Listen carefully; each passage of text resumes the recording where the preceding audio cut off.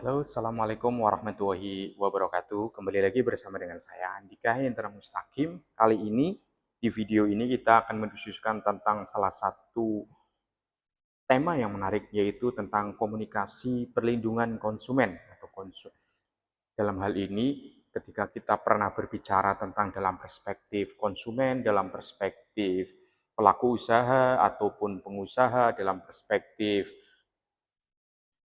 kritis, baik konstruktif dan lain sebagainya, saya kali ini akan mendiskusikan salah satu aspek penting dalam komunikasi perlindungan konsumen berkaitan dengan Badan Perlindungan Konsumen Nasional, di mana atau disebut dengan BPKN. BPKN itu merupakan salah satu institusi ya kan di bawah Kementerian Perdagangan yang di mana itu dibentuk berdasarkan Undang-Undang tahun nomor 8 tahun 1999. Jadi undang-undangnya sudah sangat lama. Jadi memang di DPR sejak 3 tahun lalu, ini Undang-Undang Perlindungan Konsumen ini menjadi salah satu undang-undang yang rencananya akan diperbaharui atau diamandemen. Di mana di dalam Badan Perlindungan Konsumen Nasional itu merupakan salah satu elemen yang penting karena mereka mengayomi 200 lebih juta penduduk Indonesia untuk mendapatkan perlindungan konsumen. Dengan demikian bahwa BPKN merupakan salah satu elemen penting ketika kita mau berbicara tentang komunikasi perlindungan konsumen.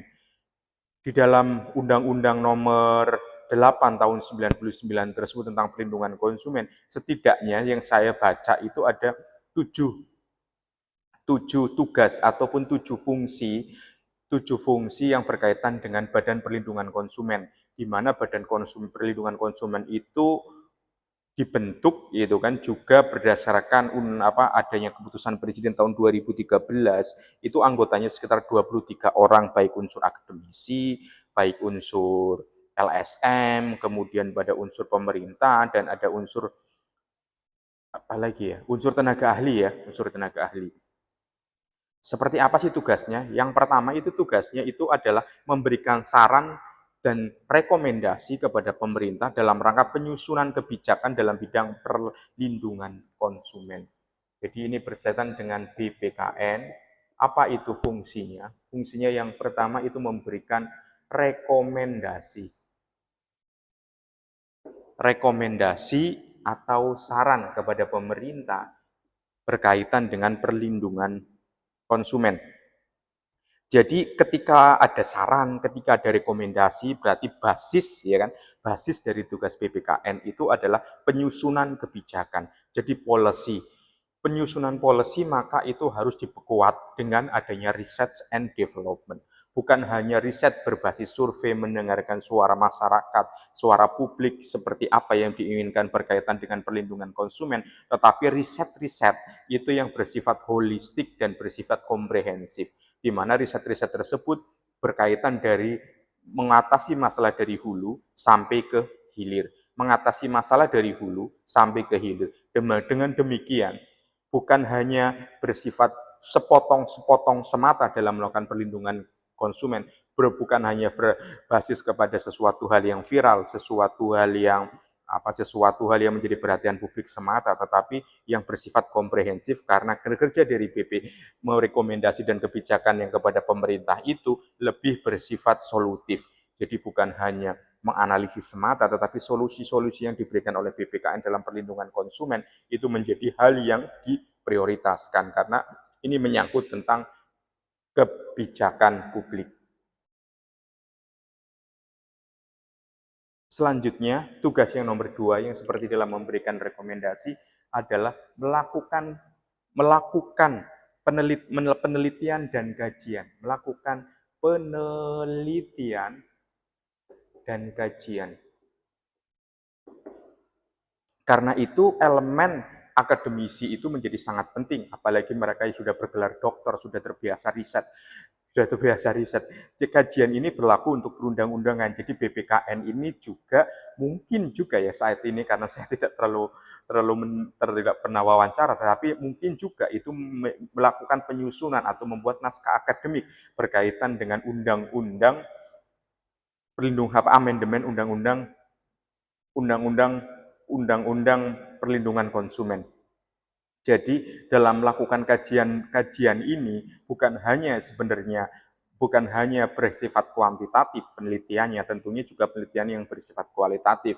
Karena saya sebagai seorang peneliti komunikasi cenderung gitu kan lebih suka melakukan penelitian yang bersifat kualitatif karena mampu mendapatkan pengalaman, mampu mendapatkan perspektif yang original di bidang dari masyarakat sehingga itu bisa merepresentasikan walaupun di situ ada unsur subjektivitas yang sangat kuat dari peneliti maupun dari orang yang diteliti. Kemudian tugas yang ketiga itu berkaitan dengan penelitian yang berkaitan dengan barang ataupun jasa konsumen.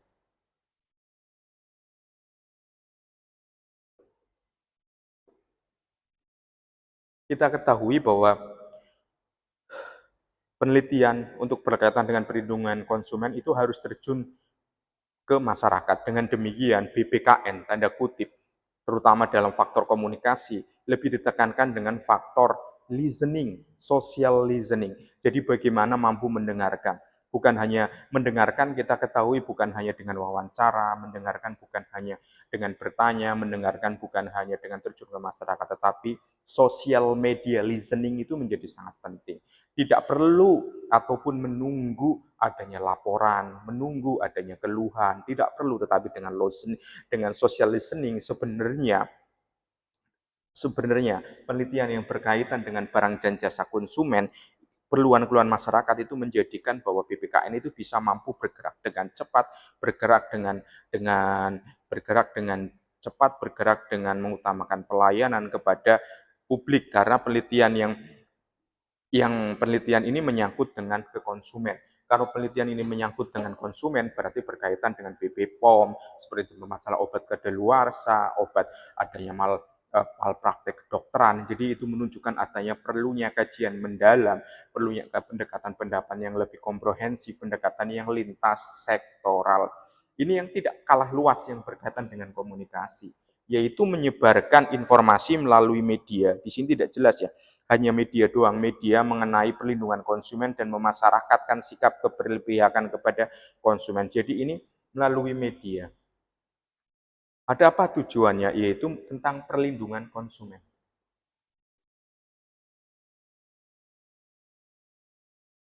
Yang selain itu adalah tentang sikap keberpihakan kepada konsumen.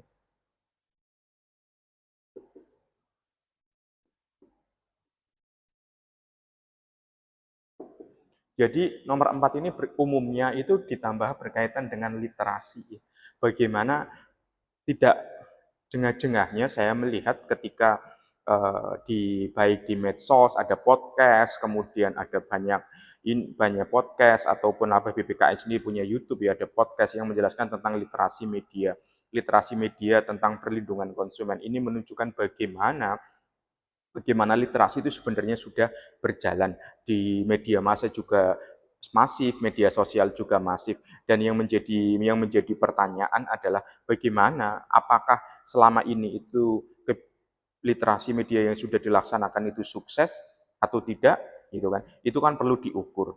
Bagaimana respon kenapa misalnya masyarakat lebih suka berkeluh kesah di thread, berkeluh kesah di X, berkeluh kesah di Instagram tentang keluhan pelayanan suatu restoran, tentang keburukan suatu produk, bukan melapor ke BPKN, bukan melapor ke lembaga swadaya masyarakat atau lain sebagainya, itu perlu menjadi permasalahan. Tetapi dengan demikian itu diperlukan sikap, ini kan diperlukan upaya pembangunan awareness berkaitan dengan sikap untuk selalu terus, ya kan, untuk terus bahwa siapapun baik baik korporasi, baik pemerintah maupun konsumen harus menunjukkan sikap bahwa perlindungan konsumen itu merupakan suatu hal yang utama. Konsumen is number first. Jadi customer first. Jadi bagaimana consumer first. Jadi bagaimana konsumen itu selalu dinomor satukan.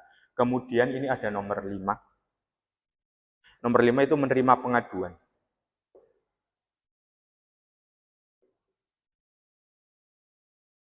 menerima pengaduan tentang perlindungan konsumen dari masyarakat, dari lembaga swadaya masyarakat, pelaku usaha, dan melakukan survei dan melakukan survei untuk kebutuhan konsumen. Jadi menerima pengaduan dan ini sudah seharusnya ini di amandemen harus ditambahkan, bukan hanya menerima pengaduan, karena zaman sekarang adalah zaman di mana pemerintah harus bergerak cepat dan masyarakat menginginkan suatu institusi pemerintah yang harus bergerak cepat, ya kan. Jadi peminta pengaduan bolehlah ada hotline khusus, ada email khusus dan lain sebagainya, ada kronologi, tetapi prosesnya tidak berbelit-belit dan lain sebagainya. Yang ketiga adalah bagaimana melakukan survei menyangkut kebutuhan konsumen. Melakukan survei ini tentunya dilakukan bukan hanya dengan bantuan lembaga survei, tetapi intinya survei ini bagaimana Badan Perlindungan Konsumen itu bisa terus hadir di dalam masyarakat untuk menjaga perlindungan konsumen. Survei ini untuk menunjukkan bagaimana Badan Perlindungan Konsumen itu bukan badan yang hanya sekedar badan, tetapi badan yang ada di masyarakat, melakukan perlindungan masyarakat ketika ada kenaikan misalnya BBM, ya, itu akan menjaga ketika ada kenaikan harga barang, itu juga selalu selalu andil di situ, selalu standby untuk mengutamakan perlindungan konsumen. Saya kira itu berkaitan dengan fungsi dan kinerja Badan Perlindungan Konsumen untuk mendukung komunikasi berbasis konsumen untuk melindungi konsumen. Terima kasih. Jangan lupa kolom komentar. Terima kasih. Assalamualaikum warahmatullahi wabarakatuh.